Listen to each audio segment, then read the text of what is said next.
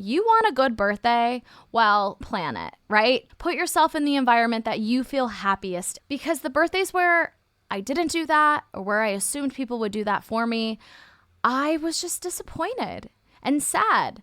And so it holds me accountable to say I get to create my own day.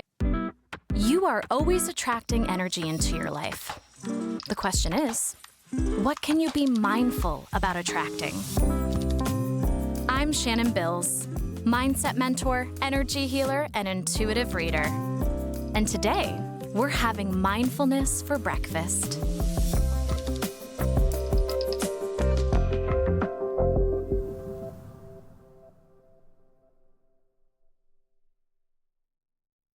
Do I sound older, you guys? Because I feel older, and I am older. I am now 32.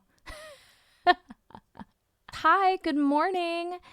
I just celebrated my 32nd birthday. The number 32 just sounds weird because I feel mentally, physically, emotionally 27. Like that is just how I feel. Like I've been 27 for years now, and that is the age I think I want to continue to stay at. I wanted to do a little birthday reflection because every single year I do a journal entry on what do I want to call in, what am I grateful for, my typical go-to reflecting questions. And this year I'm like, wait, I have a podcast that I'm not afraid to share anything and everything on. I'm going to make this my birthday reflection this year. So you're catching me a day after my birthday and 2 days after my crazy wild night out of celebrating. And what is funny about the feelings that are coming up, I'm battling this devil angel on my shoulder where I had the best weekend ever. I had so much fun celebrating. Got all my closest friends together. We rented a karaoke room in Koreatown, and I was just in my element because most people in my life know I love to sing. That is just like one of my favorite things and where I really feel I'm in my joy and in my element. And the birthday was incredible. But it was a night out, which involved drinking. And most people in my life also know that I'm not the biggest drinker because drinking really affects my energy. Affects my energy, my emotions, my body. I feel like a lot of people can say that. But when you rely on your energy, like myself, for every single Zoom call, which can be anywhere from 20 to 30 Zoom calls a week, it really affects me. And so I have to always mentally prepare for a night out celebration and also mentally prepare for, I guess, a little bit of a come down when you feel hungover and aren't firing on all cylinders. And that's where I'm at in this very moment because it's been about 2 days and my body is still just recovering. And for me, I get a little sad because that's where like the whole devil angel is coming in, where I almost feel guilty. It's so weird to bring up that I feel guilty for going hard and celebrating my birthday because I don't feel 110% my best self right now. But at the same time, this other side of me is like, live a little, Shan, have fun. You are a human. After all, you came for a human experience. And sometimes partying a little too hard is part of that.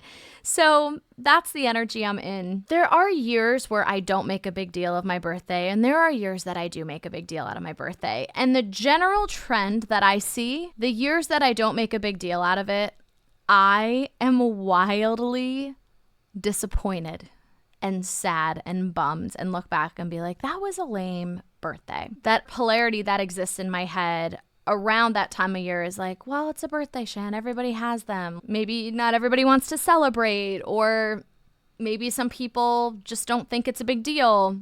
So maybe you don't want to look silly and act like it's a big deal. Those are real thoughts in my head. And at the same time, I'm like, let's have fun. Let's go out and celebrate. Last year, I was in the don't make a big deal about it, Shannon type energy. And it was such a bummer of a birthday. A lot of my friends had COVID at the time. I wanted to go to this one restaurant, but I was late to the game making a reservation. They couldn't get us in. So there was about 6 or 7 of us, and The only place that I could find a reservation for the same day was Benihana. No shade to Benihana. Benihana is delicious. But there was something hilarious about being in this giant room with all these 12-year-old birthday parties going on, and then like me and my friends' crazy wild night out at Benihana. It just was lame. That's just the best way I could put it. And then it brought me back to a time when I was in middle school. I feel like it was 7th grade. I don't know if this was a thing everywhere, but I know in middle school, maybe even in high school, all of our friends would decorate a locker. Like, go all out, put wrapping paper on it, fill it with cards, balloons, all the things. And because I'm a September birthday, and on the East Coast, school starts after Labor Day, we were only like 2-3 weeks into school. I had 2 choices. I could either tell everybody that it was my birthday and everyone would remember, or I could just assume everyone would remember and not say anything at all. And the saddest birthday I had as a kid was that year. I think it was 7th grade, where I'm like, you know what? Everyone's going to remember. They know that it's like right when we get back from school.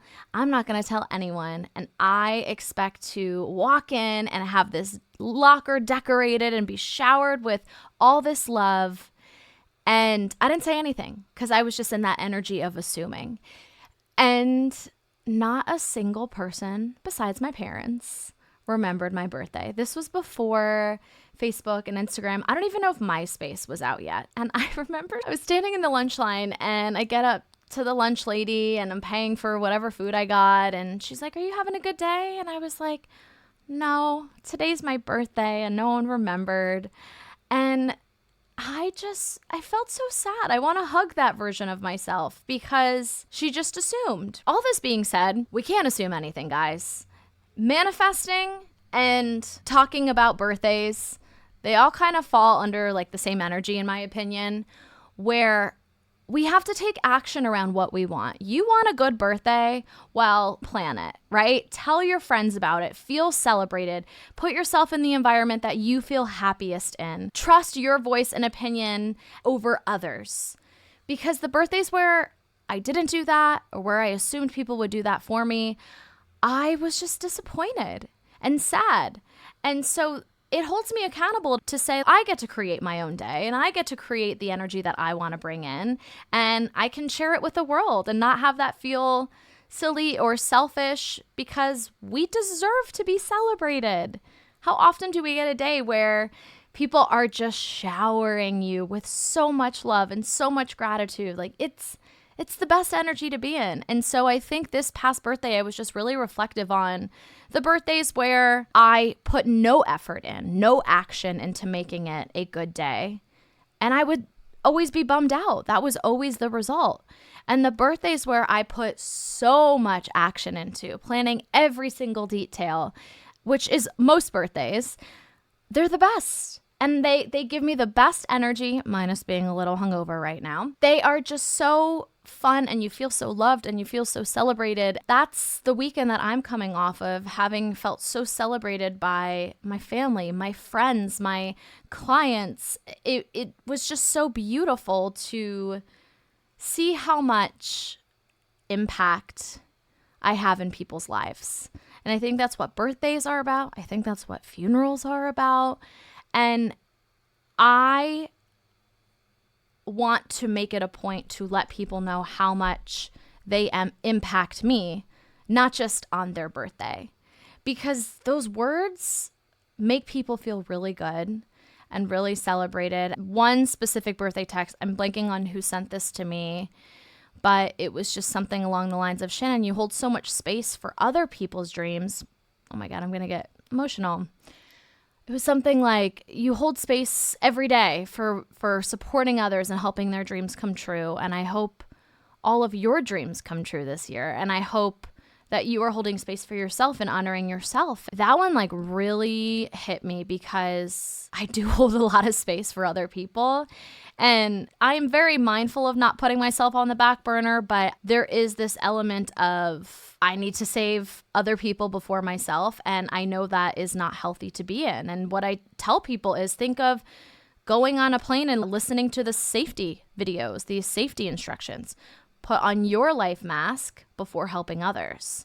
That message just kind of reflected that back to me, that this coming year, I want to be way more intentional about making sure I'm giving myself what I'm giving out. So those are some birthday reflections that are coming up for me. Aging in general is an automatic up level. If you think about a birthday and celebrating, 31, 32 years of your life, the actual truth of it all is you've up leveled. You have more growth, you have more mastery, you've moved through harder things. Like an up level is automatically happening day to day.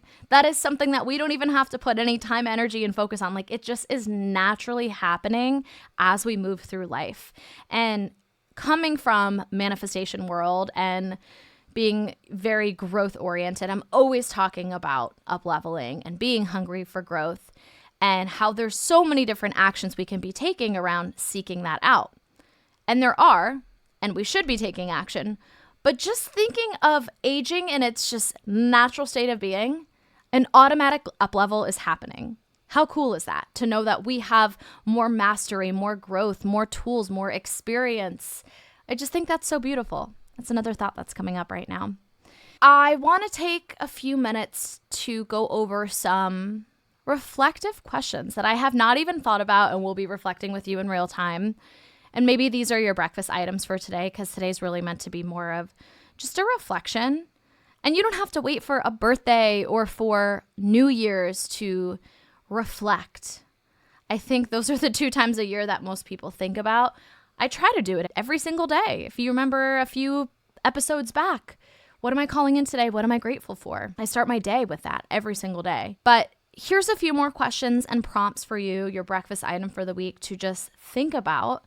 This is my birthday reflection. If I'm looking back at my 31st year of life, my favorite moment from this past year is really shocking. Wow. Okay.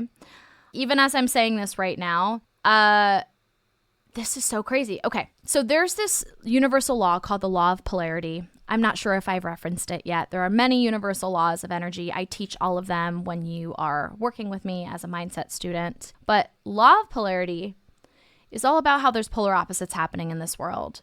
There is rich, there is poor, there is nice, there is mean. There are good days, there are bad days. Polarity has to exist. It is how energy works. And it's so weird when I ask myself, what is my favorite moment from this last year? The first image in my brain takes me back to sobbing in my old apartment last year. I was sitting at the edge of my bed and my husband was holding me. I don't remember the exact words that I said, but it was something along the lines of, I am so sick of this energy. I'm so sick of feeling stuck. I am so sick of feeling broke. I am so sick of living in this 700 square foot space I've been in for 7 years, and every single inch of it is being used by something. I just felt like I was shedding out of my own skin. And I said something along the lines of like, I'm done. Like, how much harder is this going to get? And it was so weird because it was all an internal feeling. It was something that just was so debilitating. I was crying all summer, but that was like my breaking point. And I think my biggest manifestation at the time that I really wanted was to get out of our old space. It served us well. It was such a lovely apartment, but I outgrew it. I was so sick of everything just being all in one room.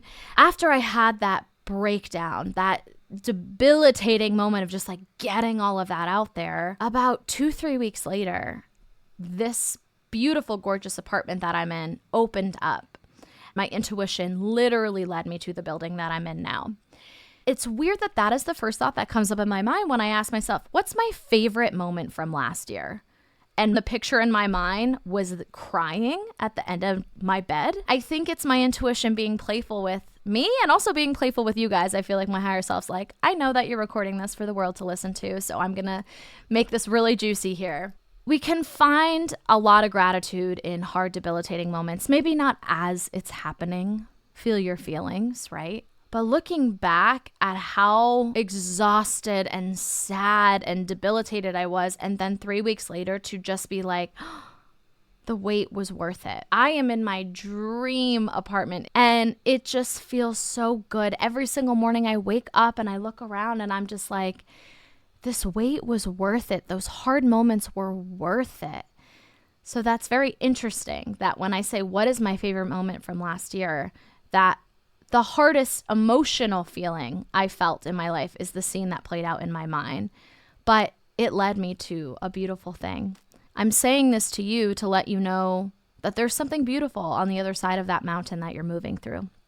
So that's thought number 1. Question number 2, what am I able to do now more freely than I could before? I think the way that I think about money and the way that I think about manifestations just entering exactly when they're meant to. I like to live life like there's no rush.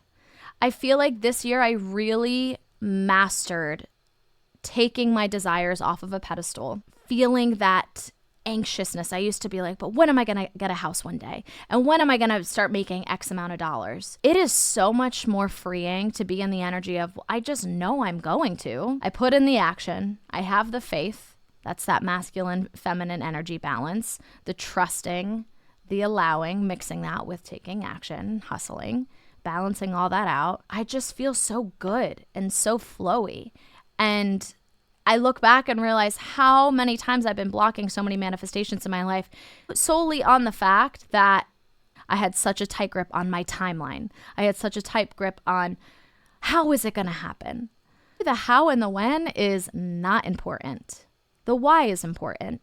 And I think what I've been moving really freely with this year is trusting my why is enough. The next question, what can I celebrate and be grateful for this past year?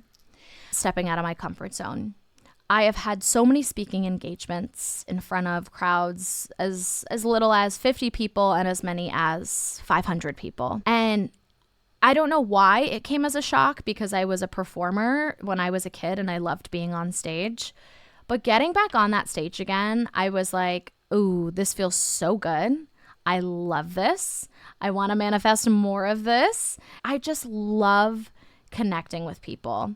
And that is what I want to celebrate is all the avenues and ways in which I've connected with people, whether that was emailing a very fancy agent or manager and wanting to get coffee with them and tell them more about my business. I put myself out there. Or maybe that was speaking at networking events that were outside of the entertainment industry and had nothing to do with the typical creatives that I help. Or maybe that was starting a podcast and getting vulnerable with an even wider audience. I am celebrating that big time. I have time for one more question. What are my goals for this year? I actually want to reframe that question to what energy I want to embody and what I want to call in because I don't love the word goals. I feel like goals add this extra pressure to the outcome where if I can just be intentional about the type of person that I want to be and that type of person who already lives life as if those goals have happened, that to me is more supportive. So what is the energy I want to step into this year? I think this next year, I want to continue to go after scary things and getting even more comfortable with the uncomfortableness, getting more comfortable with moving through fear. And that to me is what creatives go through every day, entrepreneurs go through every day. Like the more you can just normalize it and get comfortable with it, the easier we can move through it. The word of the year that's popping up in my mind is limitlessness. And it's just being in that energy of embodying freeness. There are so many ways something can happen for you, and you not having to control that outcome and that timeline frees it up even more, allows you to just play in it. Leave it up to the universe's hands, being like, you know what? I'm writing down what I want, but universe, I don't care how and when, just drop it into my life. Like being more playful in that energy, I think that is one of the things I want to embody more of. And another thing I want to embody more of is discipline. This was the year where I really upped my game in taking action, working more hours, which I know sounds like a bad thing, but for me, it was necessary to get this podcast going, to build out new courses, to light a fire under my butt. Because the last few years, I haven't felt that creativity inside of me. I haven't had the discipline or the motivation to move me into more creative endeavors. Where this year, I had to push a little harder. I am going to continue to embody for the rest of this year and going forward, because you can't just sit in a room and say everything's working out for me, right? Manifestation is about talking the talk and walking the walk. Both go hand in hand. So just continuing to sit in that is what's coming to mind right now. Thank you guys so much for listening to my own reflection. I hope that you can take some of these prompts or answers or stories that I've mentioned today and see how you can implement them into your life and daily practice. I appreciate you, and I will talk to you next time.